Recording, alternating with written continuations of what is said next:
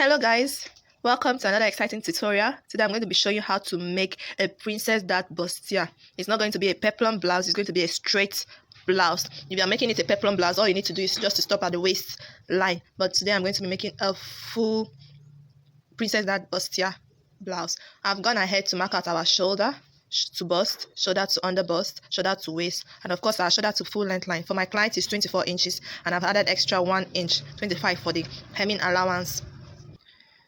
Now for the width of the fold, I've made it 15 inches wide. Now my client's largest circumference for the blouse is her round bust. When divided into 4 will give you 9 inches. 9 inches plus 2 inches bustier allowance, that is 11 inches. And I'm giving a whooping 3 inches for the seam allowance. Now if you add that up, that will give you 14 inches. But however, I've gone ahead to make it 15 inches because it is a straight blouse and it's going to reach the hip of my client. My client's shoulder to hip length is 25 inches and this blouse is 24 inches. So there's not much difference, just 1 inch difference between the blouse length and the hip length because it's a long top. It's going to be long. So I had to use her round hip as the largest circumference, and around hip is 10 inches. So 10 plus 2 inches for bustier, that is 12 inches plus 3 inches seam allowance. That's why I'm having 15 inches here. But if you are making a peplum blouse, that you don't have to consider your round hip measurement, so you can go ahead and use 14 inches without considering your hip circumference. Once again, I had to consider my hip circumference because the dress is going to be reaching the hip, and because it's a straight blouse doesn't mean I'll go straight. I have to slant out from the waistline down to the hip level. If not, the dress may not be able to fit well on my client at the hip side when she puts it on. So now I've gone ahead to mark at our shoulder line, and then from the bust point, I've marked out our bust span, which is also the dart measurement. And for my client, it is 4 inches. I've measured 4 inches all the way from the bust line to the under bust to the waist down to the full length line. I've measured at 4 inches. From this point also, I'll come to my shoulder. Now I mark out my armhole. Now I've drawn out my armhole. So from my armhole line, I'm still going to mark 4 inches from there. From that 4 inches, I'm going to draw a curve all the way down to meet with my bust line here at the bust. So I have curved out my princess dart here to my bust line. You may want to make your curve more steep than this one I've drawn is your curve. Now at this shoulder line here, the armhole line, I'm going to extend my princess dart, but that will be for the other part, the second part. So from here now, I gave 2 inches bustier allowance. So I'm going to be marking out my 2 inches bustier allowance all the way from here down to my full length line and draw out a line, a second princess dart line. So here I have drawn another second princess dart line 2 inches apart from the first one all the way down to my full length line parallel. So from here I'm going to be curving out my bustier. Now curving out your bustier depends on the kind of bustier you want. If your client is very busty that have also require a sharp bustier, you make that. But I want to advise you to make your bustier to be well fitted with your client's bust. So that means when you are taking measurements of your clients, you have to observe your clients very well. If her bust is very perky, she has a perky breast, yes, that will fit into the cup of the bustier you're going to be giving. If not, you'll be having much excess and your bustier won't fit. So for this client, I'm not going to be making it too perky. And although I gave 1 inch, 2 inches allowance here for the bustier, but I'm going to make it less than 2 inches. I'm going to be shooting out our bustier by less than 1.5 inches somewhere here. That means my bustier is not going to be meeting this other line. Now from this side, from the armhole too, I'm going to be taking out like 1 inch to start curving my bustier. So I'm taking out 1 inch. Now if you want to make a perky bustier, let me give you an example of that. So if it's a perky bustier, I'm going to be curving it this way to meet with my bust here. Then at my under bust, I'm going to be taking 1/2 inch out from this line, 1/2 inch. Then I'm going to make sure that I give it a curve to meet with that 1/2 inch there. So you can see how perky it is. But my client, unfortunately, does not have this kind of big bust to fit into this kind of bustier. So I'm going to clean this line and then draw a smaller one that will be fitting to my client's bust. So from the armhole here, I'm going to be drawing. Remember, I marked out 1 inch here, curving my bust like this, and then curving it again to meet with this 1 inch line. Make sure you curve it very well.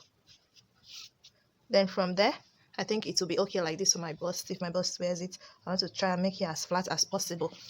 So from this 1/2 inch line, I'm going to be drawing a curve straight 1 inch here. Now these 2 inches I'm going to be dividing into 2, just like we do our 6-piece skirt. So I'm going to be drawing a line all the way down here, and here will remain the same. Now you may choose to make your own line straight forward to meet with this initial line, but I just choose to bring mine out so that give it enough breathing space at the full length line here.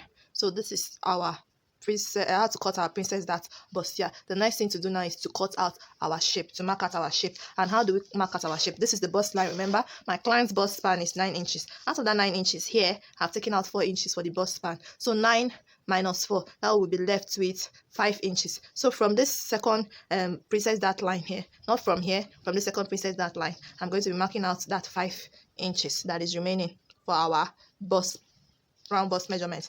What about the under bust? My client's under bust is 7.5. Now 7.5 minus 4 here that we have already taken for our princess bust span, for the first princess, that will be left with 3.5. 3.5 here, because here I've protruded it inside, I'm going to be taking the remaining 3.5 from this line, not from this 2 inches line.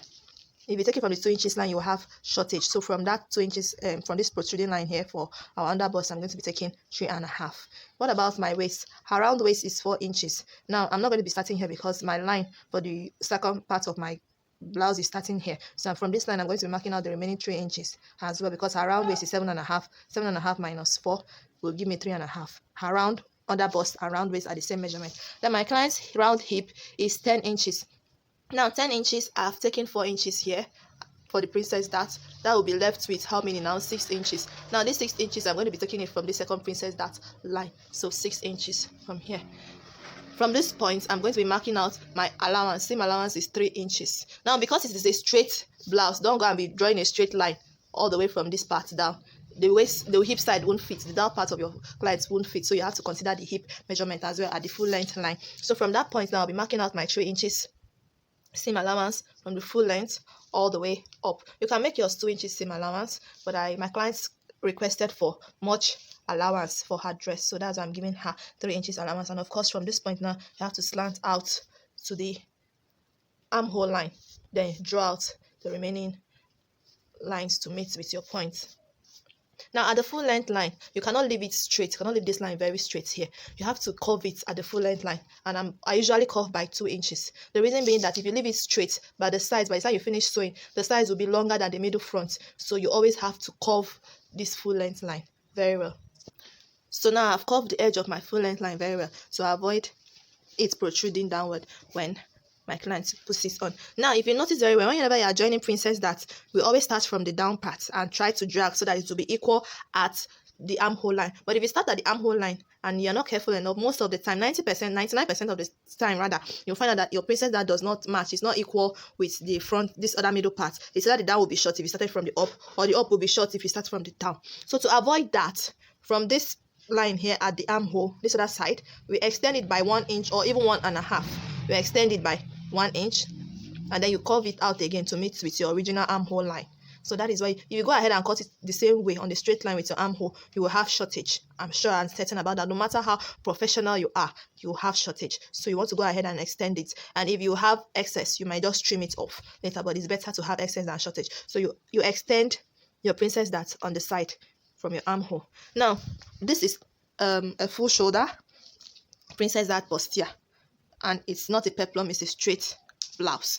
Now if you are going ahead to make a full shoulder, you want to come here, mark out your shoulder, and then give it your neck depth as well, maybe 5 inches or thereabouts, and then you curve out your neck. If it is a round neck, it will go like this. If it is a sweetheart neck, you want to make sure it goes like this for sweetheart. If it is a V neck, you want to make it straight, whatever neck you choose. But however, I'm not doing any of that now. I just did it to show you how to make a full shoulder princess dart bustier. Now to make an off shoulder, all you need to do is to determine how deep you want your off shoulder to be.